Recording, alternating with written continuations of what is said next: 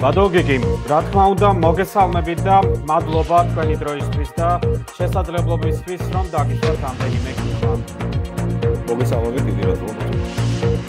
ბადოგიგი, ევროკავშირის გაფართოების ყოველწლიურ დასკვნაში ევროკომისია რეკომენდაციას აძლევს ბლოკის წევრ ქვეყნებს საქართველოს მიანიჭონ ევროკავშირის კანდიდატის სტატუსი, თუმცა იქვე არის დათქმა, რომ საქართველომ უნდა შეასრულოს 9 პირობა, რათა გადავიდეს ევროინტეგრაციის შემდეგ ეტაპზე მოლაპარაკებების გახსნაზე.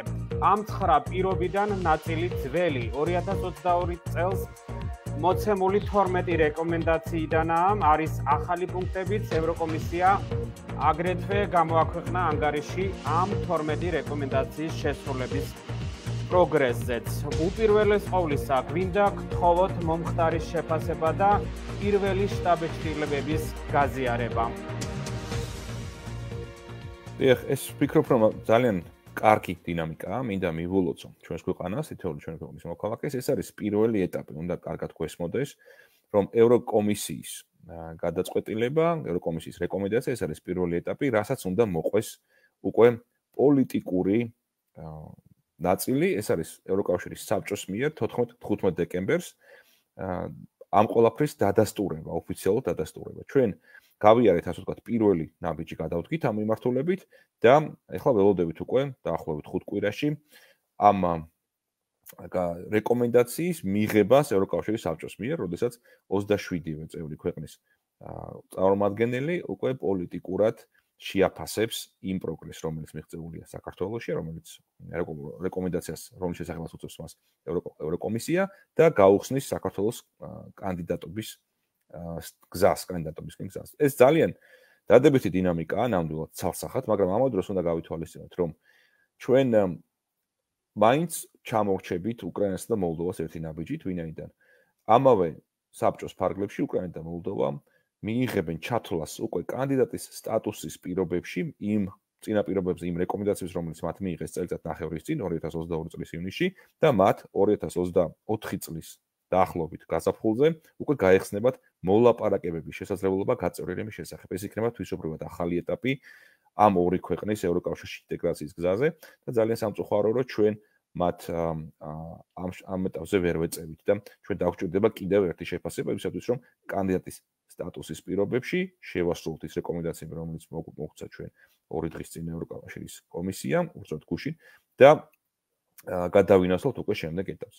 ეს არის დადებითი დინამიკა, ამას სჭირდება ეხლა პოლიტიკური დადებითი გადაწყვეტილება და შემდეგ კი უკვე იმ რეკომენდაციებისა და იმ მოთხოვნების შესრულება, რომელიც ხელახლა განისაზღვრა საქართველოსთვის.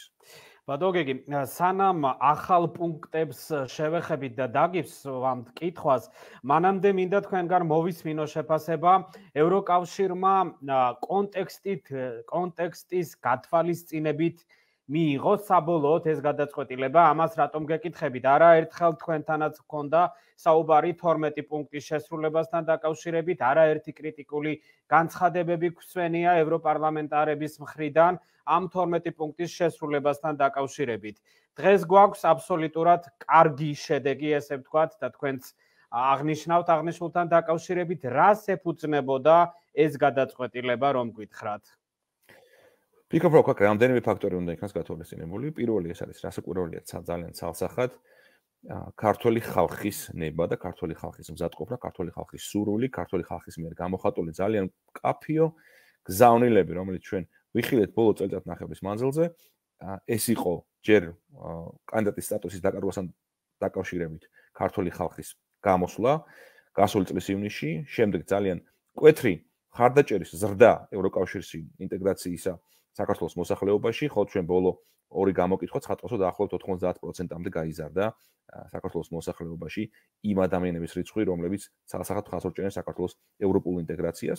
შემდგომი ფაქტორი იქნება რასაკვირველია ის გარემოება, რომ გეოპოლიტიკურად ეხლა ძალიან მნიშვნელოვანია საქართველოს ევროპასთან ახლოს ყოფნა. ეხლა ძალიან მნიშვნელოვანია საქართველოს არ ჩამორჩეს უკრაინასა და მოლდოვას, არ დაიკარგოს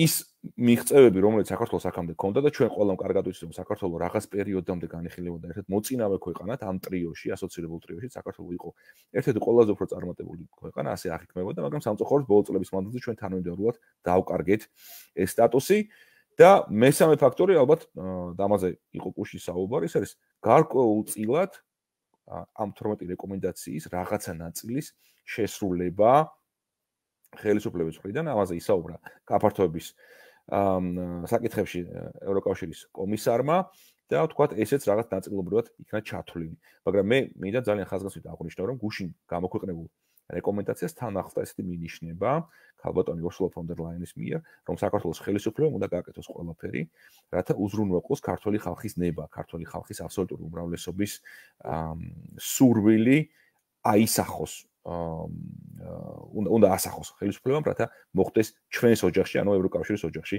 ქვეყნის საქართველოს გაწევრიანება. ამიტომ აქ იყო ძალიან ბევრი ფაქტორი, ვფიქრობ, და ერთ-ერთი უნიშნულოვანესი იყო ქართული ხალხის ძალიან მკაფიო პროევროპული განწყობა, ის გეოპოლიტიკური რეალობა, რომელიც არსებობს ახლა ჩვენს რეგიონში, ჩვენ ყველამ კარგად ვიცით თუ რართული ვითარება აღმოსავლეთ ევროპაში, რართული მდგომარეობა შავი ზღვის რეგიონში და ზოგადი, ასე ვთქვათ, პროგრესი, რომელიც თუ შესაძლებელია მას პროგრესი ეწოდოს, რომელიც არსებობს იმ 12 პუნქტთან მიმართებით, რომელიც წელიწად ნახევრის წინ გადაეცა საქართველოს ხელისუფლებას. თქვენ ახსენეთ ტრიო, ბატონო გიგი. დღეს შეიძლება ითქვას, რომ ტრიო, ასე ვთქვათ, თავის პოზიციას დაუბრუნდა. არა, ამის თქმაც ასახად არ შეიძლება, ვინაიდან კიდევ ერთხელ გავემეორებ, მიმდევრ წლის დეკემბერში ჩვენ ვიხილავთ შემდეგ რეალობას. ევროკავშირის კომისიამ გუშინ გაგვიწია რეკომენდაცია ჩვენ, რომ მივიღოთ კანდიდატის სტატუსი, მაგრამ ამავე დროს გაუწია რეკომენდაცია უკრაინას და მოლდოვას, რომ მათ გაეხსნათ უკვე მოლაპარაკებების ეტაპი გაწევრიანების შესახებ ევროკავშირთან. ანუ ეს არის თვისობრივად უმნიშვნელოვანესი გადაწყვეტილება. ეს ნიშნავს იმას, რომ უკრაინა და მოლდოვა დაახლოებით შემდგომი წლის 2024 წლის გაზაფხულიდან დაიწყებენ უკვე ევროკავშირთან მოლაპარაკებებს გაწევრიანების შესახებ და ჩვენ ყველამ ვიცით, რომ აქ არის 35 თავი. ეს 35 თავი უნდა დახუროს კანდიდატმა ქვეყანამ იმისათვის, რომ ის საბოლოო ჯამში გახდეს ევროკავშირის წევრი, გაწევრიანდეს ევროკავშირში. ეს ძალიან შრომატევადი, ძალიან ხანგრძლივი, ძალიან ესეთი საინტერესო პროცესია თითოეული ქვეყანასთან მიმართებით, მაგრამ საქართველოს ისევ ჩამორჩება ამ ორ ქვეყანას, ვინაიდან ჩვენ ეხლა ვიღებთ, უნდა მივიღოთ დადებითი გადაწყვეტილება მხოლოდ კანდიდატობაზე და ამ კანდიდატის სტატუსის შესანარჩუნებლად, ამ კანდიდატის სტატუსის დასამტკიცებლად ჩვენ გვაქვს აი ეს 9 წინაპირობა, 9 რეკომენდაცია, რომელიც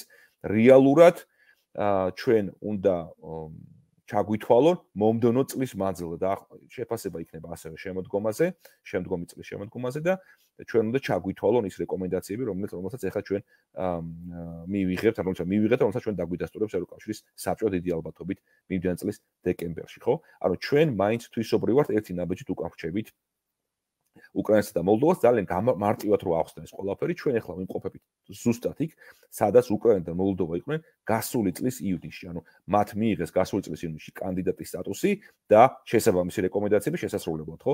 მათ ამისთვის მიეცათ წელიწად ნახევარი, ხო, ეს დაახლოებით ეს პერიოდი გასული წლის ივნისიდან ამ წლის ოქტომბრამდე და მათ ეხლა შეაფასებს უკვე ევროკავშირის საბჭო.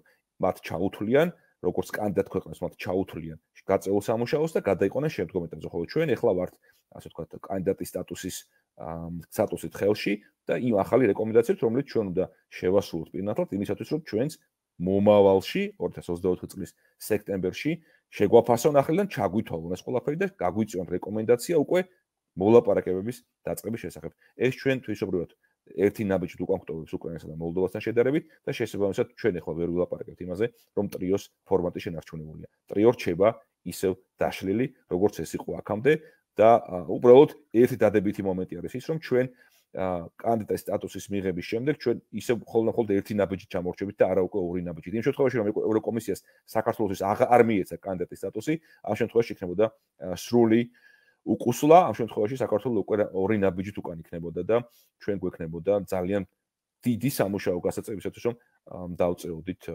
მოწინამ ჯგუფის ორ ქვეყანას უკრაინას და მოლდოვას. მე სანამ დაგისვამდე თუ რას ნიშნავს ქვეყნისთვის კანდიდატის სტატუსის მინიჭება და რა ბენეფიტების მომტანი არის აღნიშნული, მანამდე მინდა დაგისვათ კითხვა, ხშირად გვესმოდა ჩვენ ხელისუფლების მხრიდან, ხელისუფლების წარმომადგენლების მხრიდან ის რომ მაშინდელი ევროკავშირის გადაწყვეტილება იყო უსამართლო, ვინაიდან რეფორმებს თუ შევადარებდით, მაგალითად მოლდოვა, საქართველო, უკრაინა, საქართველო, აქ საქართველო ბევრად იყო წინ ვიდრე მაგალითად ეს ორი ქვეყანა.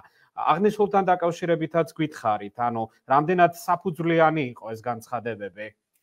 ეს განცხადებები სრულიად არ შესაძლოა სიმართლეს, ეს ვერანაირად ვერ იქნება განხილული რეალურად ახლა ევროკავშირის მხრიდან. ევროკავშირმა შეაფასა ის რეალობა, რომელიც არსებობდა იმ კონკრეტული მომენტისთვის სამივე ქვეყანაში. ევროკავშირმა ასევე შეაფასა ის განწყობები, ის პოლიტიკური ძალისხმევა, ის ზოგადი მონდომება სამივე ქვეყანაში, რომელიც ამ ქვეყნის ხელისუფლებამ გამოაჩინა იმ პერიოდისთვის. ჩვენ ვიცით, რომ გასული წლის ივნისიდან ჩვენი ხელისუფლება ფაქტიურად შევიდა სრულ წინააღმდეგობის ფაზაში, ასე ვიტყოდით, ვინაიდან რეკომენდაციის გამოცხადებამდე რამდენიმე დღით ადრე მოხდა ერთ-ერთი მოწინავე ოპოზიციური კრიტიკული მედია საშუალებების აღმასრულებელი დირექტორის ნიკა გვარამის დაკავება, ხო? ეს იყო პირდაპირ გზავნილი იქითკენ, რომ რეალურად საქართველოს ხელისუფლება არ ემზადებოდა, არ იყო მონდომებული კანდიდატის სტატუსის მისაღებად და ამ პერიოდიდან იწყება ასევე ანტიდასავლური პროპაგანდა, ხო, ჩვენ თუ დავაკვირდებით იმ განცხადებებს, რომლებიც კეთდებოდა საქართველოს ხელისუფლების წარმომადგენლების მხრიდან, ეს იყო პირდაპირ ანტიევროპული რიტორიკა.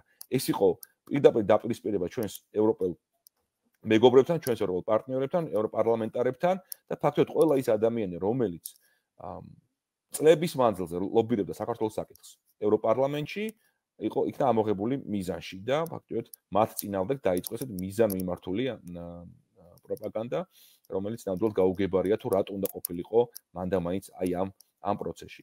ეს დინამიკა რასაკვირველია გაგრძელდა, ჩვენ ძალიან კარგად გვახსოვს ის ნაბიჯები, რომელიც გადადგა საქართველოს ხელისუფლებამ ბოლო წელიწადნახევრის მანძილზე, ეს მხოლოდ ჟურნალისტებთან მიმართებაში არა, ეს იყო ასევე ეგრეთ წოდებული რუსული სულისკვეთებით განსხვავებული კანონმდებლობის მიღების მცდელობა, რომელიც ასევე საზოგადოების ძალიან ქართული ხალხის ძალიან დიდი ძალისხმევის შედეგად ვერ შედგა, ვერ განხორციელდა. შემდგომ იყო რუსეთთან პირდაპირ ფრენების აღდგენა. ამის შემდეგ ჩვენ გვაქვს დღეს რეალობა, როდესაც კარდინალურად დაეცა საქართველოს მხარდაჭერა ევროკავშირის საგარეო და უსაფრთხოების პოლიტიკის განცხადებებისა, ანუ საქართველო ტრადიციულად ითვლებოდა, რომ იყოს სრულ თანხმედრაში ევროკავშირის საგარეო და უსაფრთხოების პოლიტიკასთან, მაგრამ სამწუხაროდ ბოლო 2 წლის მანძილზე ეს კოეფიციენტი მნიშვნელოვნად მცირდება. ევროკავშირმა გუშინ ახსენა, რომ ეს არის 53%, სხვადასხვა გათვლებებით ეს არის ამაზე ბევრად უფრო ნაკლები და ცხადყოფს ზოგადად საქართველოს დამოკიდებულებას ევროკავშირის საგარეო პოლიტიკასთან, საგარეო საკითხებთან მიმართებით. ამის შემდეგ იყო სულ ბოლო პროცესი, რომელიც ჩვენი ხილით ეს იყო საქართველოს პრეზიდენტის იმპიჩმენტის მცდელობა იმისათვის, რომ საქართველოს პრეზიდენტი რეალურად მოგზაურობდა სხვადასხვა ევროპულ დედაქალაქშიც, ცდილობდა საქართველოს მხარდაჭერის მობილიზებას ჩვენს ევროპელ პარტნიორებთან და ეს გამოდგა მიზეზი იმისათვის, რომ მისი იმპიჩმენტი დაწყებულიყო. ანუ ძალიან ბევრი ნაბიჯი გადადგმული სრულიად საპირისპირო მიმართულებით და ეს გადაწყვეტილება, რომელიც მიიღო ევროკომისიამ აი ამ პროცესების მიუხედავად, ცხადყოს მხოლოდ იმას, რომ დიდი დამსახურება ქართული ხალხისა, ძალიან დიდი დამსახურება იმ რეალობისა, რომელშიც ახლა ჩვენ ვიმყოფებით და საქართველოს მხარდამჭერი ძალიან კონკრეტული ნაბიჯის გადადგმა არის ევროკომისიის მხრიდან. კიდევ ერთხელ გავიმეორებ, ეს არის პირველი ნაწილი ამ პროცესისა და მეორე ნაწილი უნდა იყოს ცალსახად უკვე ევროკავშირის საბჭოს დადებითი გადაწყვეტილება და ეს მოხდება მიმდინარე წლის 14-15 დეკემბერს. ბატონო გიგი, რაც შეეხება პუნქტებს და დათქმებს, რისი თქმა შეგიძლია და რა ახალი მიმართულება გამოიკვეთა ამ რეკომენდაციებში? ჩვენ ვიხილეთ, რომ რიგი რეკომენდაციებია შენარჩუნებულია, ის მნიშვნელოვანი რეკომენდაციები, რომლებიც იყო წინა, ასე ვთქვათ, პაკეტში, 12 რეკომენდაციაში არის გადმოტანილი, ეს არის დეპოლარიზაცია, ეს არის დეოლიგარქიზაცია, ეს არის სასამართლო სისტემის რეფორმირება, მედია საკითხები, ანუ ის საკითხები რეალურად, რომელიც ფაქტიურად შეუსრულებელია დღევანდელ დღესაც კი, ავტომატურად გადმოვიდა ახალ რეკომენდაციებში, ახალ პაკეტში. ამას კიდე დაემატა ძალიან მნიშვნელოვანი საკითხები, ეს არის ეროვნულ ბანკთან მიმართებით არსებული ასე ვთქვათ, რეკომენდაცია. ეს ყველაფერი მოწმობს მხოლოდ და მხოლოდ იმას, რომ საქართველოში მიმდინარე პროცესები არის ძალიან ზედმიწევნით განხილვისა და ზედმიწევნით მეთვალყურეობის ქვეშ. ანუ ევროკავშირი ძალიან ზუსტად, ძალიან კონკრეტულად აკვირდება იმ პროცესებს, რომლებიც მიმდინარეობს საქართველოში და მათ ძალიან კარგად ესმით, თუ რეალურად რასთან გვაქვს საქმე. რეალურად იდგმება თუ არა აუცილებელი ნაბიჯები ჩვენს ქვეყანაში ხელისუფლების მხრიდან და გვაქვს თუ არა რეალურად პროგრესი. ეს 9 რეკომენდაცია, რაც ახლა თქვენ ახსენეთ, ხო?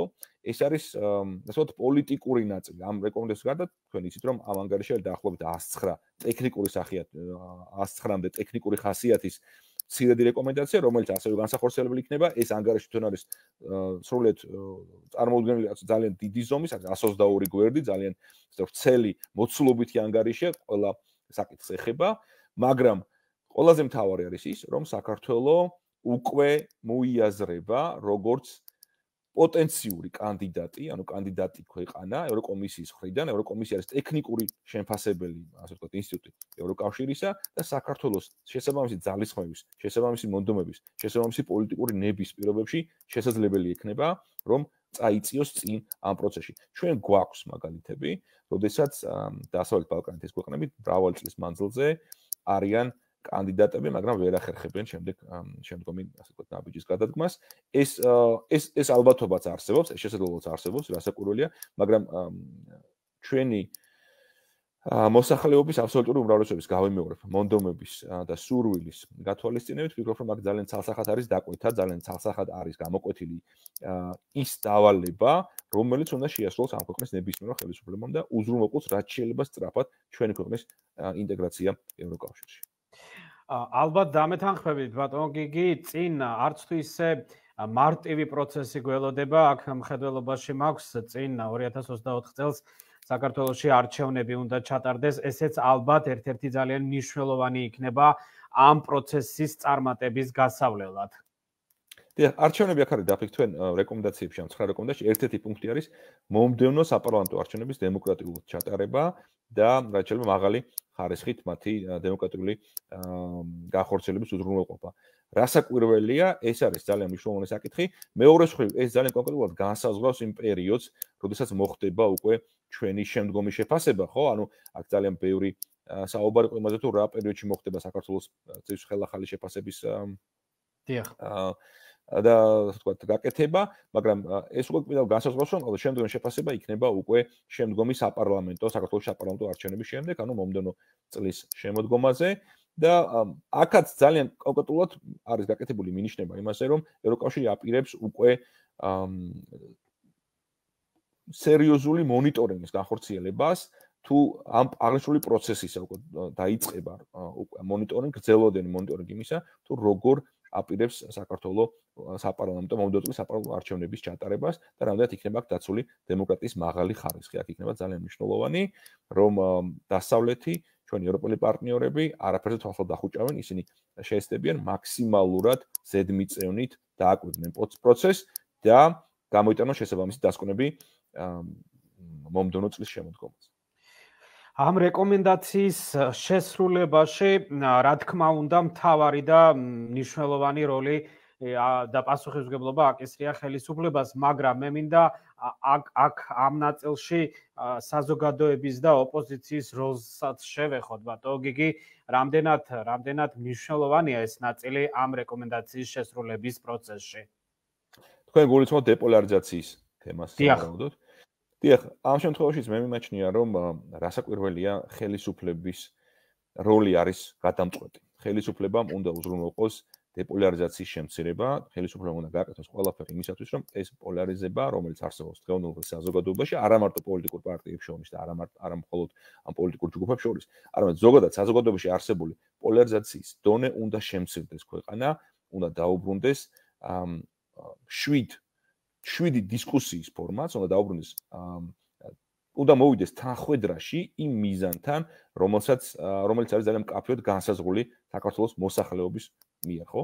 ჩვენ გვაქვს ძალიან საინტერესო მაგალითები ჩვენი ბალტიისპირელი მეგობრებისა, როდესაც ამ ქვეყნებში განიხილებოდა ევროკავშირში ინტეგრაცია, როდესაც ისინი იყვნენ დაახლოებით იგივე ფაზაში, სადაც ვიმყოფებთ ახლა ჩვენ, იქ პოლიტიკურმა პარტიებმა მოახერხეს გარკვეულ საგარეო პოლიტიკურ საკითხებზე ერთმანეთთან შეთანხმება. მათ მოახერხეს ერთიანი პოზიციის ჩამოყალიბება ქვეყნის ევროატლანტიკურ ინტეგრაციის საკითხზე. მიუხედავად იმისა, რომ იქაც არსებობდა ძალიან მნიშვნელოვანი ასთა სხვადასხვაობა სხვა მნიშვნელოვან საკითხებზე.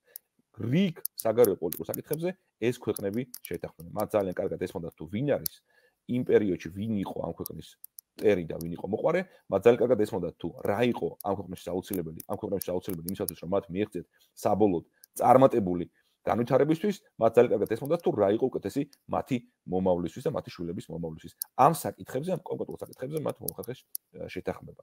ეხლა ჩვენთან მიმართებით რასაკვირველია, ჩემი აზრით, პირველი ნაბიჯი უნდა გადადგას ხელისუფლებამ, იმიტომ რომ ხელისუფლებას გააჩნია ყველა ბერკეტი იმისათვის, რომ მან მოახდინოს დეპოლარიზაცია. მან უნდა გადადგას პირველი ნაბიჯი და ავტომატურად მე ძალიან დიდი იმედი მაქვს, რომ ეს გამოიწვევს ასევე შემხოთ ნაბიჯებს იმ ოპოზიციური პოლიტიკური პარტიების მხრიდან, რომლებიც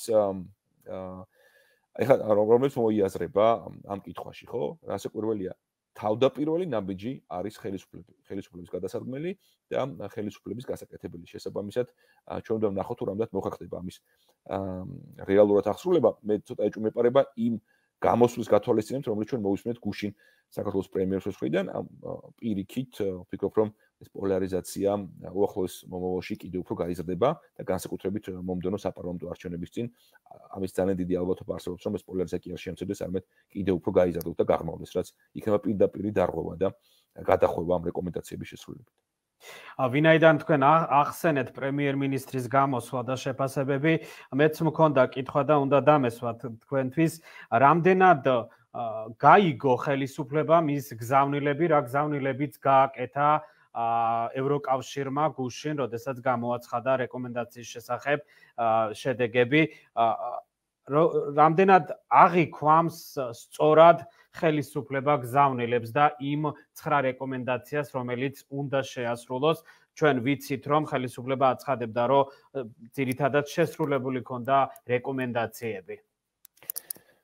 იცით რა, ალბათ ორი ნაწილად შედგება ეს კითხვა. პირველი თუ რამდენად ზედმიწევნით აღიქვას ამას ქართული საზოგადოება, მე მიმაჩნია, რომ ქართული საზოგადოების ის ნაწილი, რომელიც დაინტერესებულია რეალურად საქართველოს ევროატლანტიკური პროგრესით, კონკრეტულად ძალიან კარგად ხვდება თუ რასთან გვაქვს ჩვენ ახლა საქმე. ძალიან კარგად ესმით მათ, თუ რამ განაპირობა რეალურად აი ამ გადაწყვეტილების, აი ამ რეკომენდაციის გაცემა საქართველოსთვის. მათ ძალიან კარგად ესმით, რომ რეალურად სულ რაღაც ერთი თვის წინ ჩვენ ყავდა სტუმრად ევროკავშირის უმაღლესი კომისარი საგარეო ურთიერთობების საკითხებში ჯოზეფ ბორელი, რომელმაც პირდაპირ პრესკონფერენციაში განაცხადა, რომ რეალურად ევროკავშირი საქართველოსთან მიმართებით აღიქვამს მხოლოდ 3 რეკომენდაციას შესრულებულად, ხო? და ამის საპირისპიროდ საქართველოს ხელისუფლება ამტკიცებდა და აგრძელებს იმის მტკიცებას, რომ საკმაოდ შეასრულა ყველაფერი ზედმიწევნით. აქ არის ძალიან დიდი ასთა სხვადასხვაობა, ხო? ან თანხმედრა არ არის.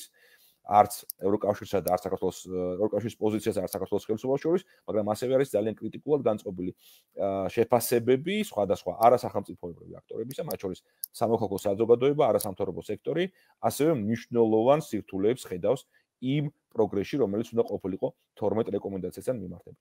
მაგრამ მიუხედავად ამისა, მაინც მოხდა გარკვეული პროგრესი, მნიშვნელოვანი პროგრესის დაფიქსირება, ხო? ალბათ ესეც საინტერესო ფაქტორია. ევროკომისიამ აღიარა, რომ არის მნიშვნელოვანი პროგრესი ამ საკითხთან მიმართებით, მას არ უთქვიათ, რომ აქ არის ზედმიწევნით სრულყოფილად შესრულებული ეს რეკომენდაციები, მათ არ ჩამოუთვლიათ თითოეული რეკომენდაციის შესრულების ხარისხი, ჩვენ ფაქტიურად ყველა ძალიან კარგად გვესმის, რომ აქ შესაძლებელი იყო ბევრად უფრო სწრაფად, ბევრად უფრო ზედმიწევნით, ბევრად უფრო სერიოზულად ამ რეკომენდაციების შესრულება და თანაც ძალიან მარტივად ამ ზაკეთება, ამისთვის ნამდვილად არ იყო აუცილებელი წელიწად ნახევარი, ხო?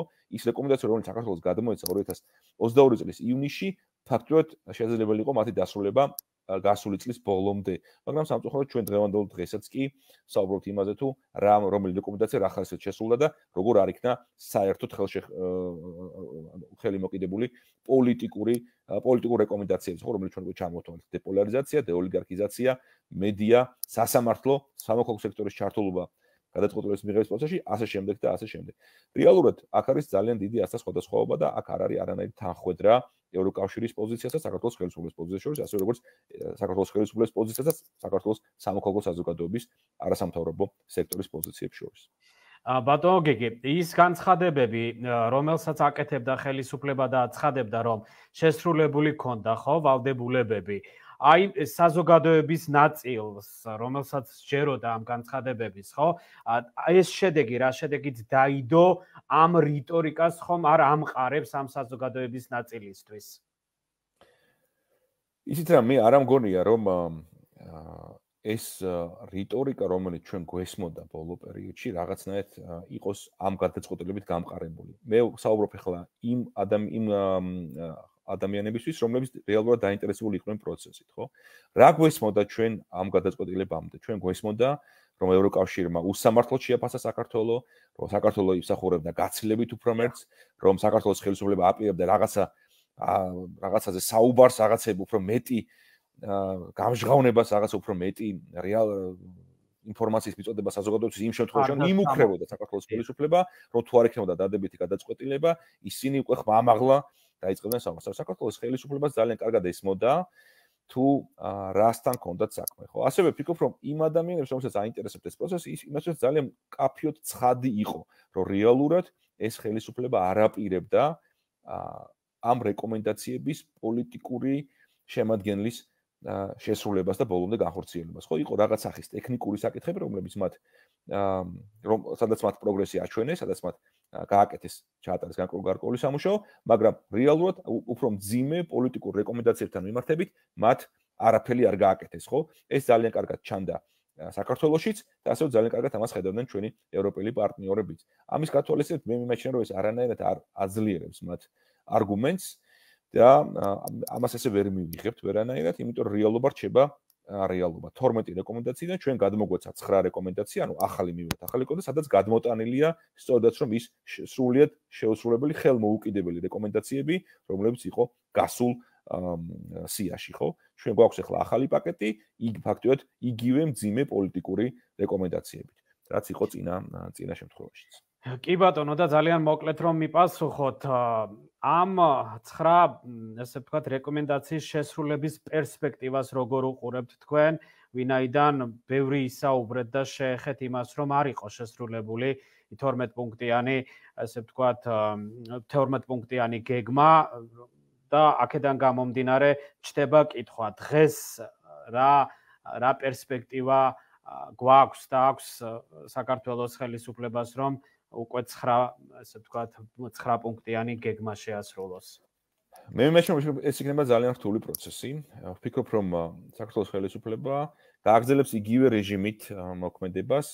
ვფიქრობ, რომ ისინი მაქსიმალურად შეეწინააღმდეგებიან აი ესეთი პოლიტიკური რეკომენდაციების სრულფასოვან განხორციელებას და ეს იქნება ძალიან რთული დასაჯერებელი, რომ საქართველოს ხელისუფლება რეალურად რაღაცა პროგრესს გვაჩვენებს ჩვენ აი ამ ახალ 9 რეკომენდაციასთან მიმართებით.